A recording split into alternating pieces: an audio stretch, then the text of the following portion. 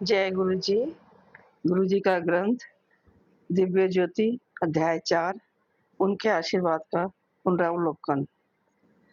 जो पूर्ण विश्वास करता है वह पूर्ण प्राप्त करता है। एकांत क्षणों में हमें जीवन की सर्वोत्तम अंतर्दृष्टि प्राप्त होती है। मैनचेस्टर वापस जाने पर मेरे पास बहुत से एकांत क्षण थे। जब मैं मैनचेस्टर से दिल्ली गई, मैं केवल 22 वर्ष की थी। दिल्ली में ठीक 22 साल रहने के बाद मैं वापस मैनचेस्टर लौट आई। दिव्य गणना एकदम सही और विधि पूर्वक तैयार की गई थी।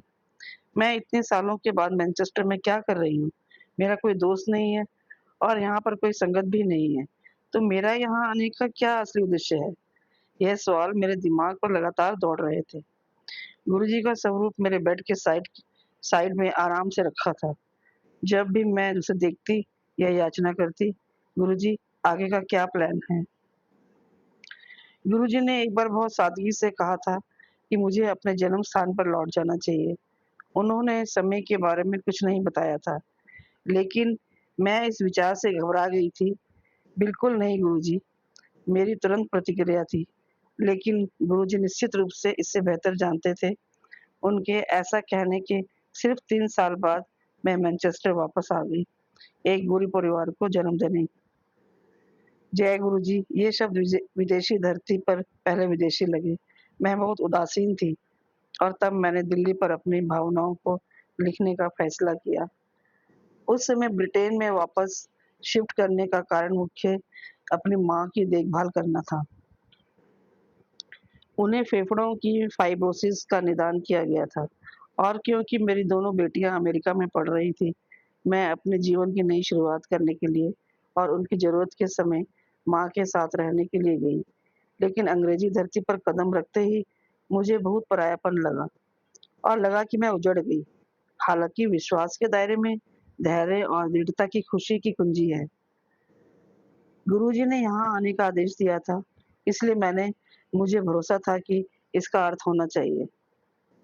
उसी महीने जब मैं लौटी, मेरी गुरु बहन अनिशा और उनके पति गौतम मेहता मुझे यहाँ मिलने आए और अगले 10 आनंदमय दिनों के लिए हम पुर्तगाल गए।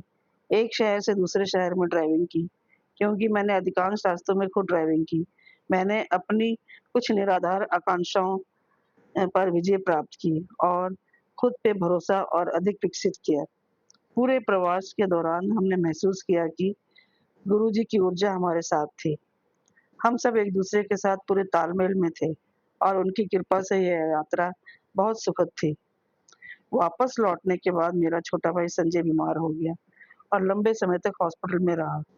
मेरा विश्वास थोड़ा डगमगा गया, लेकिन मेरे दूसरे भाई संजीव ने दिल्ली से हमें सकारात्मक सोच और गुरुजी पर अटूट विश्वास रखने के लिए प्रेरित किया। कुछ हफ्तों में संजय को छुट्टी दे दी गई, लेकिन फिर भी हमारे जीवन पर बादल छाए रहे, क्योंकि बीमारी के साइड इफ़ेक्ट के रूप में उनके गुर्दे आंशिक रूप से क्षतिग्रस्त हो गए थे। 1.5 महीने के बाद ही संजय, उनकी पत्नी काजल और बच्चों के साथ मैंने और माँ ने सभी कैनरी कैनरी द्वीप यात्रा की। संजीव भी दिल्ली से वहाँ आ गया। यह एक सपना था, क्योंकि हम सभी पूर्ण सद्भाव में थे। माँ नए साल का जश्न मनाने के लिए बहुत ही उत्साहित थी। उन्होंने रात को नृत्य भी किया। मैंने बहुत लंबे समय के बाद माँ को इतना खुश देखा। एक उजली लेकिन हवादार दोपहर में समुद्र के किनारे संजीव और मैंने दोपहर का भोजन किया। हम दोनों ने गुरुजी गुरुजी और जीवन के बारे में अंतहीन बातें की।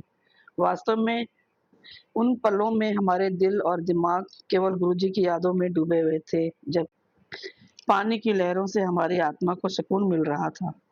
जैसे ही हमने खाया और गपशप की, एक ठंडी हवा हमारी दिशा में आई। अचानक वहाँ गुरुजी की मीठी सुगंध का झोंका आया और हम दोनों एकदम चुप हो गए। हम कुछ देर तक स्तब्ध बैठे रहे। फिर हम दोनों ने चुप्पी तोड़ी और एक-दूसरे से पूछा कि क्या अभी कुछ असाधारण सा हुआ है? चूँकि हम दोनों ने एक साथ अनुभव किया था, इसलिए हम ज़ोर से हँसे। गुरुजी के दिव्य प्रेम में नहाकर खुश हो गए। हम परम सुख से परिपूर्ण हो गए और बहुत उत्साहित भी, क्योंकि गुरुजी टेनेरिफ कैनरी द्वीप समूह में हमें आशीर्वाद देने आए थे। यह 1 जनवरी 2011 का दिन था। हम समुद्र के पास वापस चले गए और बैठकर ओम नमः शिवाय का जाप करने लगे। गुरुजी को एक नई शुरुआत के लिए धन्यवाद किया। गुरुजी हमारे भीतर और बाहर निवास करते हैं। दुनिया के हर कोने में गुरुजी हमारे साथ होते हैं और जब अपनी उपस्थिति हमें दिखाते हैं, वह स्थान स्वर्ग जैसा प्रतीत होता है। मैनचेस्टर लौटने पर मेरी बेटियां अनुष्का और सोनाक्षी ने जोर देकर कहा कि मैं उनसे अगले दिन दिल्ली में मिलूं। वह अभी-अभी अपने शीतकालीन छुट्टियों पर लौटे थे। उनकी इच्छा मेरे लिए आदेश था। मैंने कुछ हफ्तों के लिए उड़ान भरी, क्योंकि फिर उन्हें अपने-अपने विश्वविद्यालयों में लौटना था। मैं भी माँ को मैनचेस्टर में अकेले छोड़ने में सहज नहीं थी, इसलिए जल्दी वापस लौटना चाहती थी। फिर भारत की धरती पर पैर रखकर मैंने खुशी-खुशी प्रदूषित हवा में साँस ली और सचमुच मुझे ऐसा लगा कि मैं अपने घर लौट आई हूँ। I love you Delhi. और आप सोच सकते हैं कि मैं सबसे पहले कहाँ गई? गुरुजी के मंदिर में प्रवेश करते ही मैंने राहत की साँस ली और फिर सर्दी की ठंडी हवा में साँस लेने के बाद गुरुजी का शुक्राना किया, मुझे यहाँ वापस बुलाने के लिए। अपने दिल में कहा, आपकी बहुत याद आई। गुरुजी की गद्दी के पास जो उनका स्वरूप लगा है उसे देखा और जब माथा टेका तो लगा जैसे गुरुजी मुझे डाँट रहे हैं। ਤੂੰ ਇੰਗਲੈਂਡ ਵਿੱਚ ਤੇ फ़ोन ਤੇ ਦਿੱਲੀ ਦੀਆਂ ਸੰਗਤਾਂ ਨੂੰ ਦੱਸ ਰਹੀ ਸੀ ਕਿ ਤੇਰਾ ਗੁਰੂ ਤੈਨੂੰ ਭੁੱਲ ਗਿਆ। ਅਗਰ ਇੱਕ ਵਾਰੀ ਵੀ ਹੋਰ ਦੱਸਿਆ ਨਾ, मैं ਤੈਨੂੰ सच ਵਿੱਚ भूल जाऊँगा। सोच के बोलिया कर अनीता, तू कमली है। टेलीपैथिक डाँट उतनी ही स्पष्ट और उज्ज्वलन थी, मानो गुरुजी वास्तव में वहाँ बैठे थे। वहाँ बैठते ही मेरा दिल अचानक धड़कने लगा और मेरी आँखों में आँसू आ गए।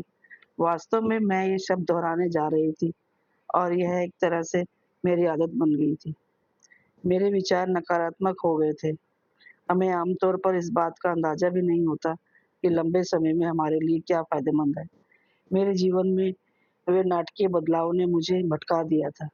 मेरा रवैया अच्छा नहीं था और मैं एक बनावटी मुस्कुराहट के साथ अपनी आंतरिक घबराहट को छुपाती थी।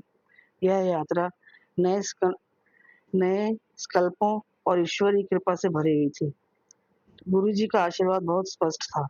मैंने उनकी तस्वीर को नमन किया और कई बार दोहराया, सॉरी गुरुजी, मैं सच में बहुत शर्मिंदा हूँ। जो मेरे लिए अच्छा है, उससे मैं अनजान हूँ।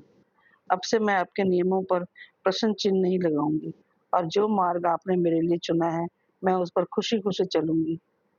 मैं अपने पापों को स्वीकार करती हूँ।